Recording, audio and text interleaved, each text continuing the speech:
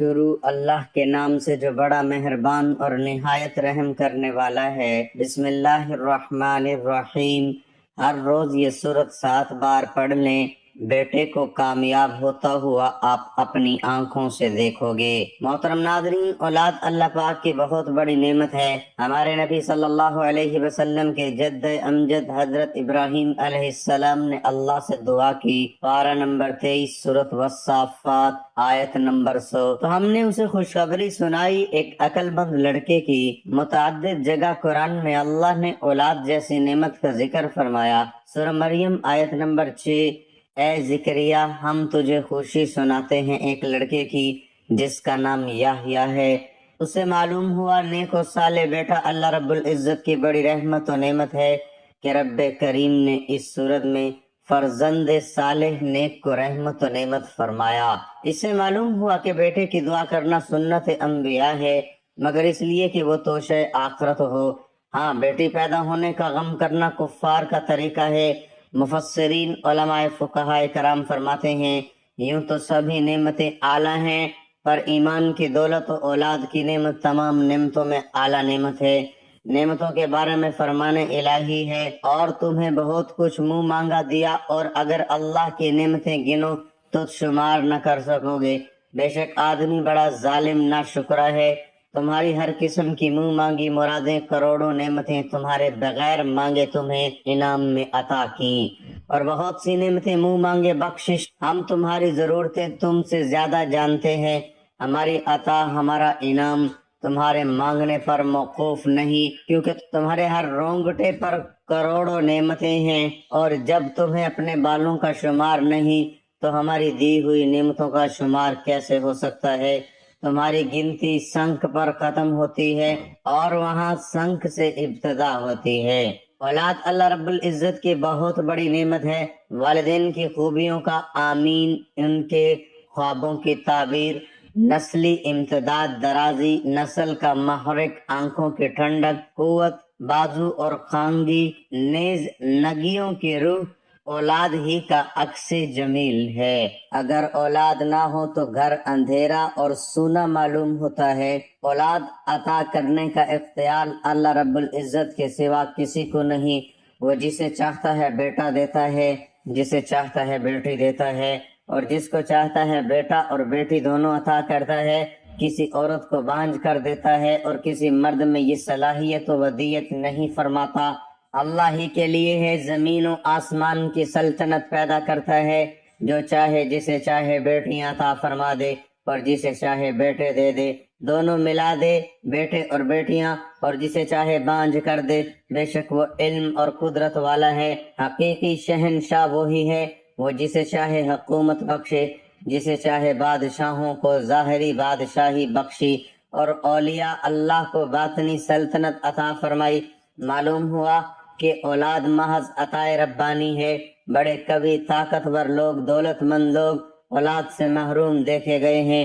کمزوروں کا گھر بیٹیوں سے بھرا ہوا ہے۔ خیال رہے، بزرگوں اور اولیاء اللہ کی دعاؤں سے اولاد ملنا بھی رب کی عطا ہے۔ جیسے حضور صلی اللہ علیہ وسلم کی دعا سے حضرت ابو طلحہ رضی اللہ تعالی عنہ کا گھر اولاد سے بھر گیا۔ یہ سب صورتیں انبیاء اکرام میں بھی پائی جاتی ہیں۔ چنانچہ حضرت لوط علیہ السلام اور حضرت شعیب علیہ السلام کے یہاں صرف لڑکیاں تھیں، حضرت ابراہیم علیہ السلام کے صرف لڑکے تھے۔ ہمارے حضور صلی اللہ علیہ وسلم کو اللہ نے لڑکے لڑکیاں دونوں عطا فرمایا۔ حضرت یحییٰ علیہ السلام و حضرت عیسیٰ علیہ السلام کی کوئی اولاد نہیں تھی۔ حضرت آدم علیہ السلام کو صرف مٹی سے پیدا کیا، جن کا نہ باپ ہے نہ ماں۔ حضرت حوا علیہ السلام کو آدم علیہ السلام سے پیدا کیا، ان کی ماں نہیں۔ حضرت عیسیٰ علیہ السلام کو صرف عورت سے پیدا کیا، ان کا باپ نہیں۔ جب اولاد کی نعمت اور وسائل رزق کی فراوانی، صحت و عافیت کی نعمتیں مل جاتی ہیں تو انسان تکبر اور غرور کا اظہار کرنے لگتا ہے۔ حالانکہ اللہ کی نعمتوں پر خوش ہونا یا اس کا اظہار کرنا برا نہیں، لیکن وہ تحدیث نعمت کے طور پر ہو، نہ کہ بڑائی کے لیے۔ اولاد جیسی نعمت کی قدر یہ ہے کہ حتی الامکان اس کی قدر و قیمت کو سمجھا جائے۔ اس پر توجہ دی جائے۔ مذہب اسلام میں پیدائش سے پہلے ہی ہدایت کا اہتمام کیا گیا۔ لوگ بچوں کے سلسلے میں ہمیشہ غفلت سے کام لیتے ہیں۔ ان کی تربیت سے چشم پوشی نہ صرف کہ یہ ایک معاشرتی اور اخلاقی جرم ہے، بلکہ خود ان کے اور ان سے متعلق قوم و ملک کے مستقبل کو تباہ کرنے کے مترادف ہے۔ یہی وجہ ہے کہ حضور سید عالم صلی اللہ علیہ وسلم نے بچوں کی تربیت کو عبادت اور ان کو ایک کلمہ خیر سکھا دینے کو صدقہ دینے سے زیادہ بہتر قرار دیا ہے۔ قرآن کریم نے بچوں کی آخرت کی ناکامیوں کی ذمہ داری والدین کے سر ڈالی ہے اور خاص کر ایمان والوں کو مخاطب کیا۔ قرآن ارشاد فرما رہا ہے، یا ایھا الذین آمنوا قوا انفسکم، اے ایمان والو اپنے آپ کو اور اپنے اہل و عیال کو اس آگ سے بچاؤ جس کا ایندھن انسان اور پتھر ہوں گے۔ اس پر ایسے فرشتے مقرر ہیں جو بڑے تند خو یعنی سخت دل سخت مزاج ہیں، جو ارشاد انہیں فرمایا جاتا ہے فوراً بجا لاتے ہیں، نافرمانی نہیں کرتے اللہ کی جس کا اس نے حکم دیا ہے۔ جب یہ آیت مبارک نازل ہوئی تو حضرت عمر رضی اللہ عنہ اپنی اور اپنے اہل و عیال کی ذمہ داریوں کے احساس سے بہت متاثر اور فکر مند ہوئے۔ آپ حضور صلی اللہ علیہ وسلم کے پاس آئے، اے اللہ کے رسول صلی اللہ علیہ وسلم، آپ اپنے آپ کو دوزخ سے بچانے کا مفہوم تو سمجھ میں آ گیا، مگر اہل و عیال کو کیسے جہنم سے بچا سکتے ہیں؟ آپ صلی اللہ علیہ وسلم نے ارشاد فرمایا، جن چیزوں سے خدا نے تمہیں روکا ہے تم اپنے اہل و عیال کو روکو، اور جن کاموں کو انجام دینے کا حکم فرمایا ہے تم ان کو اپنے اہل و عیال کو حکم دو۔ سب سے اچھا تحفہ اولاد کے لیے۔ ترمذی شریف میں حضرت ایوب موسیٰ رضی اللہ عنہ اپنے والد اور اپنے دادا کے واسطے سے روایت کرتے ہیں، رسول اللہ صلی اللہ علیہ وسلم نے فرمایا، اچھی تربیت سے زیادہ ایک باپ کا اپنے اولاد کے لیے کوئی عطیہ انعام نہیں۔ ایک دفعہ سرکار صلی اللہ علیہ وسلم نے فرمایا، کوئی باپ اپنی اولاد کو اس سے بہتر کوئی عطیہ نہیں دے سکتا کہ اسے اچھی تعلیم دے۔ حضرت مولا کائنات علی المرتضی رضی اللہ عنہ کا قول ہے، بچوں کو ادب سکھاؤ اور تعلیم دو۔ حضرت ابن سیرین سے منقول ہے، اولاد کی عزت کرو اور اسے بہتر ادب سکھاؤ۔ اللہ تعالیٰ نے ہر شخص کے سینے میں دھڑکتا ہوا ایک دل رکھا ہے، اس دل کے اندر اولاد کی بھی محبت رکھی ہے۔ کسی بھی شخص کا سینہ محبت اولاد سے خالی نہیں ہے۔ جس شخص کو اللہ نے یہ دولت دی ہے وہ بخوبی جانتا ہے کہ کتنا بڑا انعام و اکرام ہے، اور جس کے پاس نہیں ہے وہ بڑا محروم ہے۔ عام لوگ تو عام لوگ ہیں، اللہ کے جلیل القدر پیغمبر بھی اولاد کی محبت میں تڑپتے ہوئے دکھائی دیتے ہیں۔ کتاب رحمت قرآن مجید میں اللہ نے مختلف مقامات پر اولاد کے لیے تڑپتے ہوئے دلوں کی کہانیوں کو بیان کیا ہے۔ اس طرح جب انسان نعمتوں کا وہ حق ادا نہیں کرتا جو اللہ تعالیٰ نے دینے کے بعد اسے مطالبہ کیا ہے، تو پھر انسان اس نعمت سے پوری طرح لطف اندوز نہیں ہو سکتا ہے، وہ نعمت اس کے لیے راحت جان نہیں بنتی ہے۔ اور یہ جو اولاد کی نعمت ہے یہ صرف دنیا میں ہی راحت کا سبب نہیں ہے بلکہ آخرت کا بھی سرمایہ ہے۔ دنیا سے جانے والا ہر شخص جس کو یہ خیال ہو کہ میرے جانے کا وقت ہو گیا ہے، اور مسلمان کو تو ہر وقت یہ خیال ہونا چاہیے اور یہ ضرور سوچے کہ میں اپنے پیچھے جو اولاد چھوڑ کر جاؤں گا میرے لیے صدقہ جاریہ ہے کہ نہیں، کیونکہ حدیث میں 3 صدقات جاریہ کا ذکر کیا گیا ہے، اس میں اولاد کا ذکر بھی ہے۔ رسول اللہ صلی اللہ علیہ وسلم نے فرمایا، 3 چیزیں ایسی ہیں جن سے مرنے کے بعد بھی تمہیں فائدہ پہنچتا رہے گا، اولاد نیک اعمال کرنے والی ہو، اللہ کو یاد کرنے والی ہو، نماز پڑھنے والی ہو، لوگوں کو قرآن پڑھانے والی ہو، دعائیں کرنے والی ہو، لوگوں کو فائدہ دینے والی۔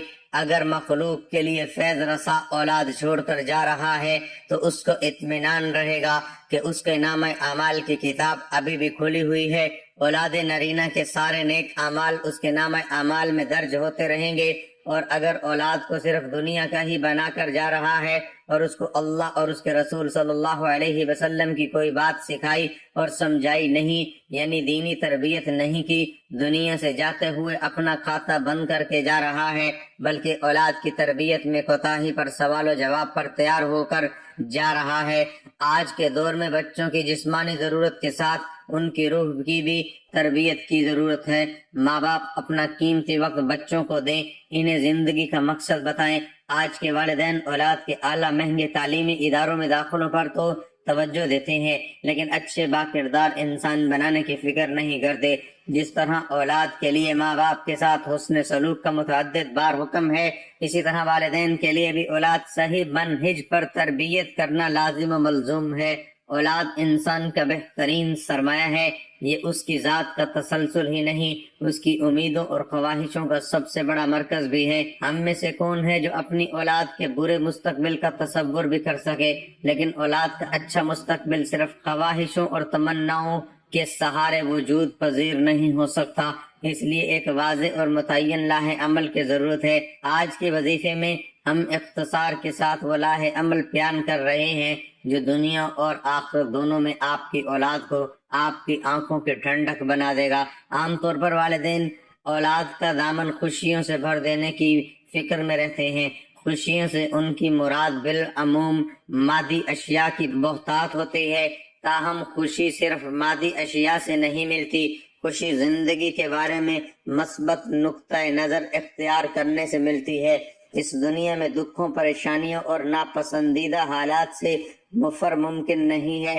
آپ کچھ بھی کر لیں، برے حالات سے اپنی اولاد کو بچا نہیں سکتے۔ ایک طریقہ ایسا ہے جس سے آپ کی اولاد پر مصائب و آلام کی آگ ٹھنڈی ہو سکتی ہے، وہ یہ کہ آپ اپنی اولاد کو زندگی کے بارے میں مثبت نقطہ نظر دیں، اسے بتائیں کہ دنیا میں سخت حالات ہی بہترین انسانوں کو جنم دیتے ہیں۔ اس اعتبار سے یہ سختیاں خدا کی نعمت ہیں، یہ ایک طرف انسان کی صلاحیتوں کو بہترین طریقے سے پروان چڑھاتی ہے اور دوسری طرف آخرت میں خدا کی رضا اور اس کی بہترین نعمتوں کے حصول کا ذریعہ بھی بنتی ہیں۔ چنانچہ بچوں کو یہ سبق دیں کہ وہ مشکلات کو چیلنج کے طور پر لیں، اس کے بعد وہی دکھ جو دوسروں کو نڈھال کر دیتے ہیں انہیں سرشار کر دیں گے۔ اولاد کو دینے والی دوسری چیز سخت محنت کرنے کی عادت ہے۔ والدین لاڈ پیار میں بچوں کی زندگی آسان بنانا چاہتے ہیں، مگر بے جا لاڈ پیار مستقبل میں ان کی زندگی مشکل بنا دیتا ہے۔ لاڈ پیار سے بچے اکثر نکمے ہو جاتے ہیں۔ اس دنیا میں نکمے اور ناکارہ لوگوں کی کامیابی کا کوئی امکان نہیں۔ کامیابی صرف سخت محنت سے ملتی ہے، حتیٰ کہ ذہانت بھی محنت کے کندھوں پر بیٹھ کر ہی خود کو نمایاں کر پاتی ہے۔ ذہانت 90% محنت ہے اور صرف 10% دماغی صلاحیت۔ بچپن سے ہی اولاد کو سخت ذہنی اور جسمانی محنت کا عادی بنائے، اس کے کام کے لیے بچوں کے بڑے ہونے کا انتظار نہ کریں۔ بڑے ہونے پر تو بچوں کی عادتیں پختہ ہو جاتی ہیں جن کا بدلنا آسان نہیں رہتا۔ عادتیں تو بچپن ہی میں ڈالوائی جاتی ہیں۔ بحیثیت مسلمان یہ ہماری ذمہ داری ہے کہ دین کے بنیادی تصورات اپنے بچوں کو منتقل کریں۔ اس دنیا کا ایک بنانے والا ہے، اس نے ہماری رہنمائی کے لیے اپنے رسولوں کو بھیجا ہے، اس کی رہنمائی دین کی شکل میں ہمارے سامنے موجود ہے۔ ہمیں ایک روز اپنے رب کے حضور پیش ہو کر اپنے اعمال کا جواب دینا ہے۔ اچھے اعمال والے جنت اور برے اعمال والے جہنم میں جائیں گے۔ یہ وہ بنیادی تصورات ہیں جن کی اپنی اولاد تک منتقلی اپنی بنیادی ذمہ داری ہے۔ اچھے اخلاقی تصورات مثلا شرم و حیا، امانت و دیانت، صدق و عدل اور اس جیسی دیگر صفات کو بچوں کی شخصیت کا حصہ بنانا بھی والدین ہی کی ذمہ داری ہے۔ اسی طرح معاملات کو گفت و شنید سے حل کرنا، سنی سنائی باتوں کی بجائے تحقیق کے ذریعے حقائق تک پہنچنا اعلیٰ انسان کی خصلتیں ہیں۔ جیسا کہ ہم نے اوپر بیان کی، آپ کا بچہ آپ سے ہی سیکھتا ہے، اس لیے بچوں میں اعلیٰ دینی، اخلاقی اور انسانی صفات پیدا کرنے کے لیے آپ کو انہیں ایسا ہی بن کر دکھانا بھی ہوگا۔ محترم ناظرین، اب چلتے ہیں اپنے وظیفے کی جانب۔ آپ نے سب سے پہلے 3 بار درود پاک پڑھنا ہے۔ ایک مرتبہ ثواب کی نیت سے میرے ساتھ بھی درود پاک پڑھ لیں۔ اللہم صلی علی محمد وعلی آل محمد کما صلیت علی ابراہیم وعلی آل ابراہیم انک حمید مجید۔ اللہم بارک علی محمد وعلی آل محمد کما بارکت علی ابراہیم وعلی آل ابراہیم انک حمید مجید۔ اس کے بعد 7 بار سورۃ کوثر پڑھنی ہے۔ انا اعطیناک الکوثر فصل لربک وانحر ان شانئک هو الابتر۔ محترم ناظرین، اگر آپ بھی اپنی اولاد کو دنیا کے ہر میدان میں کامیاب دیکھنا چاہتے ہیں تو آپ بھی اپنے گھر ہر وقت آیت کریمہ کا ورد کیا کریں، لا الہ الا انت سبحانک انی کنت من الظالمین۔ انشاءاللہ اس تصویر کی برکت سے آپ کی اولاد دنیا کے ہر میدان میں کامیابی پائے گی اور دنیا کے تمام مشکلات سے دور رہے گی انشاءاللہ، اور اس سے آپ کا گھر بھی تمام آفات اور مصیبتوں سے محفوظ رہے گا۔ حضرت یونس علیہ السلام دجلہ کے بائیں کنارے پر آبادی عراق شہر موصل میں پیدا ہوئے۔ آپ حضرت ہود علیہ السلام کی اولاد میں سے تھے۔ موصل کے مقابل نینوا شہر تھا جو اس زمانے میں اپنے عروج پر تھا، اور وہاں قوم سمود آباد تھی۔ نینوا کی آبادی 1,00,000 سے زیادہ تھی جیسا کہ قرآن پاک میں ہے، اور ان یونس کو 1,00,000 یا اس سے زیادہ لوگوں کی طرف پیغمبر بنا کر بھیجا۔ حضرت یونس علیہ السلام کی عمر 28 سال تھی جب اللہ تعالیٰ نے انہیں اہل نینوا کی رشد و ہدایت پر مامور فرمایا۔ مفسرین کے مطابق حضرت یونس علیہ السلام کا عہد 741 قبل مسیح ہے۔ آپ علیہ السلام کا قرآن کریم کے 6 سورہ مبارک میں ذکر آیا ہے: سورۃ النساء، سورۃ انعام، سورۃ یونس، سورۃ الصافات، سورۃ الانبیاء اور سورۃ القلم۔ ان میں پہلی 4 سورۃ مبارکہ میں حضرت یونس علیہ السلام کا نام اور باقی 2 میں ذُنُّون اور صاحب الحوت یعنی مچھلی والا کہہ کر ذکر کیا گیا ہے۔ نون بڑی مچھلی کو کہتے ہیں، چونکہ آپ کئی دن ایک مچھلی کے پیٹ میں رہے اس لیے مچھلی والا کہا گیا۔ قرآن کریم کی 10ویں سورت آپ علیہ السلام کے نام پر ہے۔ یونس علیہ السلام ایک عرصے تک نینوا کے لوگوں کو توحید کی دعوت اور بت پرستی سے روکتے رہے، مگر قوم نے ان کی دعوت قبول کرنے سے صاف انکار کر دیا۔ صرف یہی نہیں، غرور و تکبر میں مبتلا قوم دیگر نافرمان اقوام کی طرح آپ علیہ السلام کی دعوت کا مذاق بھی اڑاتی رہی۔ جب ان کی سرکشی اور نافرمانی انتہا کو پہنچ گئی تو اللہ تعالیٰ نے حضرت یونس علیہ السلام کو حکم دیا کہ لوگوں کو آگاہ کر دو، 3 دن کے اندر اندر ان پر عذاب آنے والا ہے۔ آپ علیہ السلام نے قوم میں سے اس کا اعلان کر دیا۔ یہ سن کر قوم یونس نے آپس میں مشورہ کیا تو اس بات پر ان سب کا اتفاق ہوا کہ یونس علیہ السلام کو بھی جھوٹ بولتے نہیں دیکھا گیا، لہذا ان کی بات نظر انداز نہیں کرنی چاہیے۔ مشورے میں یہ بھی طے ہوا کہ دیکھا جائے کہ اگر یونس علیہ السلام رات بستی کے اندر اپنے گھر میں مقیم رہتے ہیں تو سمجھ لو کچھ نہیں ہوگا، اور اگر وہ یہاں سے کہیں اور چلے جاتے ہیں تو یقین کر لو کہ صبح عذاب ضرور آئے گا۔ قصہ مختصر، حضرت یونس علیہ السلام رات کو اس بستی سے نکل گئے۔ صبح ہوئی تو عذاب الہی ایک سیاہ دھوئیں اور بادل کی شکل میں بستی والوں کے سروں پر منڈلانے لگا۔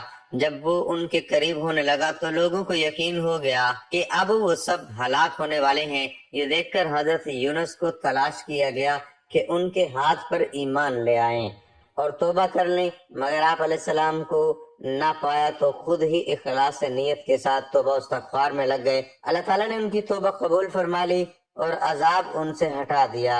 ادھر حضرت یونس علیہ السلام بستی سے باہر اس انتظام میں تھے، اب اس قوم پر عذاب نازل ہوگا۔ اس کے توبہ استغفار کا حال انہیں معلوم نہ تھا۔ جب عذاب ٹل گیا تو انہیں فکر ہوئی کہ اب تو قوم مجھے جھوٹا قرار دے دے گی، کیونکہ میں نے اعلان کیا تھا کہ 3 دن کے اندر عذاب آ جائے گا۔ اس قوم کا قانون تھا کہ جس شخص کا جھوٹ معلوم ہو اور وہ اپنے کلام پر کوئی شہادت پیش نہ کر سکی تو اسے قتل کر دیا جاتا۔ تو یونس علیہ السلام کو فکر ہوئی کہ انہیں بھی جھوٹا قرار دے کر قتل کر دیا جائے گا۔ اس رنج غم اور پریشانی کے عالم میں اس شہر سے نکل جانے کا ارادہ کر کے چل دیے، یہاں تک کہ بحیرہ روم کے کنارے پہنچ گئے۔ وہاں ایک کشتی دیکھی جس میں لوگ سوار تھے۔ آپ علیہ السلام کو ان لوگوں نے پہچان لیا اور کرائے کے بغیر سوار کر لیا۔ کشتی روانہ ہو کر جب وسط میں پہنچی تو دفعتاً ٹھہر گئی، آگے بڑھتی ہے اور نہ پیچھے۔ کشتی والوں نے منادی کی کہ ہماری اس کشتی میں کوئی ظالم گناہ گار یا بھاگا ہوا غلام سوار ہو جاتا ہے تو یہ کشتی خود بخود رک جاتی ہے۔ ایسے آدمی کو چاہیے کہ خود کو ظاہر کر دے تاکہ اس کی وجہ سے سب پر مصیبت نہ آئے۔ اس پر حضرت یونس بول اٹھے کہ وہ بھاگا ہوا غلام گناہ گار میں ہی ہوں، کیونکہ اپنے شہر سے نکل کر کشتی میں سوار ہونا ایک طبی خوف کی وجہ سے تھا، بے اذن الہی نہ تھا۔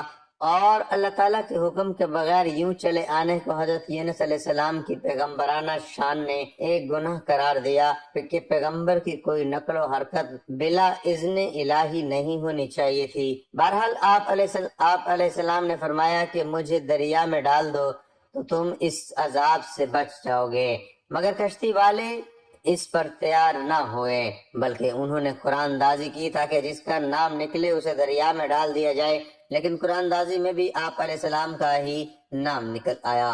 لوگوں کو اس پر تعجب ہوا تو کئی مرتبہ قرآن دازی کی گئی اور ہر مرتبہ آپ علیہ السلام کا ہی نام آتا رہا۔ قرآن کریم کی سورۃ الصافات کی آیت نمبر 141 اس قرآن دازی اور حضرت یونس علیہ السلام کا نام نکلنے کا ذکر موجود ہے۔ ایک طرف قرآن دازی میں نام نکلنے پر آپ علیہ السلام کو دریا میں ڈالے جانے کا سامان ہو رہا تھا، دوسری طرف ایک بہت بڑی مچھلی اللہ تعالیٰ کے حکم پر کشتی کے قریب منہ کھولے موجود تھی کہ آپ کو اپنے پیٹ میں جگہ دے۔ حضرت یونس علیہ السلام جیسے ہی پانی میں گرے، مچھلی نے فوراً انہیں اپنے پیٹ میں لے لیا۔ حضرت عبداللہ بن مسعود نے فرمایا، حضرت یونس علیہ السلام اس مچھلی کے پیٹ میں 40 روز رہے۔ اس حالت میں حضرت یونس علیہ السلام نے دعا کی، لا الہ الا انت سبحانک انی کنت من الظالمین، تو اللہ تعالیٰ نے دعا قبول فرمائی اور مچھلی نے آپ علیہ السلام کو بالکل صحیح سالم حالت میں کنارے پر ڈال دیا۔ ناظرین، اپنے رزق میں برکت، وسعت اور کشادگی کے لیے اللہ